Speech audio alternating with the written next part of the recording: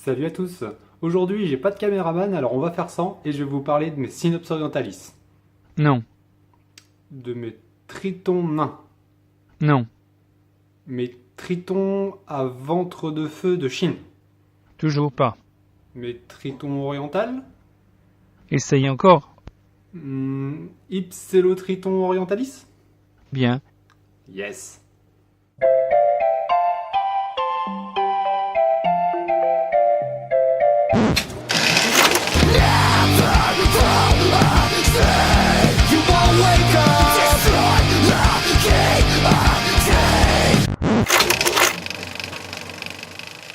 Alors, le triton à ventre de feu chinois, ou encore tous les noms que je vous ai donnés dans l'intro, c'est un petit triton qui fait à peu près une dizaine de centimètres adulte, et qui vient de Chine, comme vous avez pu le deviner encore une fois dans l'intro.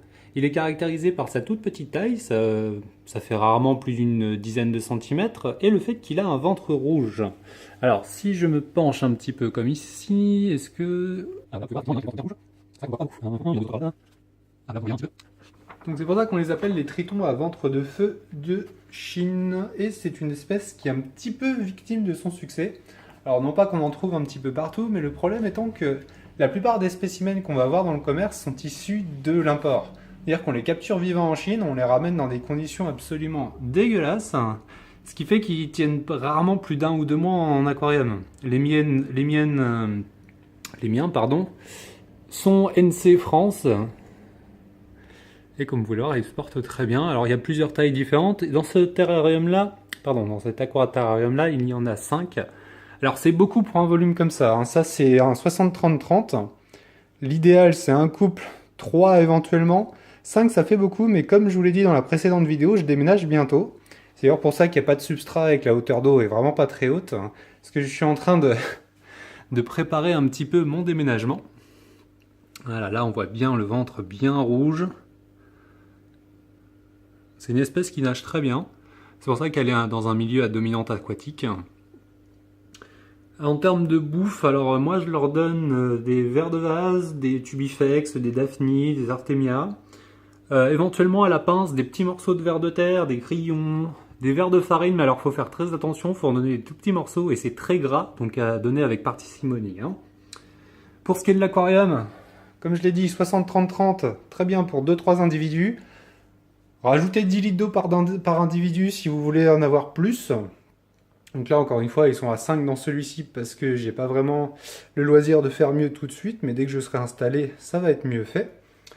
Niveau de l'aquarium, qu'est-ce qu'il faudrait d'autre? Alors, beaucoup de plantes pour avoir une eau bien oxygénée parce que ils n'aiment pas trop le courant. Ce sont des bestioles qui vivent à l'état naturel dans des mares. Donc du coup, ce qu'il faut faire, c'est pas de pompe. Comme vous pouvez le voir, il n'y en a pas, mais c'est beaucoup planté. Il y a de l'élodée et de la nubia nana. L'eau est claire, ça fait quelques jours que c'est comme ça. Et je nourris à la pince, donc du coup pas de pollution dans l'aquarium. Et je peux contrôler le paramétrage comme il me plaît. Et c'est impeccable comme ça. Ah là là, qu'est-ce qu'ils sont beaux. Je suis complètement fan de cette belle couleur. Alors celui-là est un petit peu pâteau. Mais sinon ça nage très bien. Ça a l'air un petit peu comme ça, flagada et tout, mais ça nage très bien. La plupart du temps, ils sont au fond, là, comme celui-là, qui ne bouge pas trop. Ou sinon, voilà, sur une pierre exondée, ça c'est une pierre qui reste comme ça à la surface. C'est du synthétique, ça s'achète en animalerie. Alors vous pouvez aussi prendre des écorces de liège, ça coûte rien et ça fait exactement le même travail. Moi j'ai opté pour ça parce que je l'avais sous la main, donc du coup j'ai mis ça. Il faut qu'il puisse accéder à la surface assez facilement, donc beaucoup planter son aquarium s'il y a une hauteur d'eau supérieure à leur taille à partir des pattes antérieures. Ça c'est très important. Donc en résumé, le Synops orientalis, Ipsélotriton orientalis, enfin bref, cette petite bestiole a beaucoup de noms. C'est un petit triton tout à fait sympathique qui ne nécessite pas un investissement de base, on va dire, exubérant, mais il faut tout faire bien dès le début, sinon c'est la catastrophe, comme de toute façon avec beaucoup d'animaux. Qu'est-ce que je pourrais vous dire d'autre? Moi j'aime beaucoup cette espèce, c'est avec cette espèce-là que j'ai commencé. Alors au niveau de la reproduction, c'est un petit peu compliqué, parce qu'il faut que vous suiviez les températures de l'hiver. Donc il faut qu'il y ait une variation de température assez lente aussi pour ne pas tuer vos tritons tout bonnement. Donc éventuellement si les miens commencent à se reproduire, si j'arrive à reproduire un cycle comme ça, Je posterai une vidéo à ce sujet. Pas de chauffage dans l'aquarium, température ambiante, c'est très bien. Au-dessus de 22-23 degrés, vous allez avoir des soucis, des maladies, des mycoses, toutes sortes de choses vraiment pas super pour tout aquariophile qui se respecte et tout urodéliste également. Sur un gros plan, sur ce petit spécimen, je m'en vais vous laisser. C'était Twin Chaos. À la prochaine. Et toi, abonne-toi.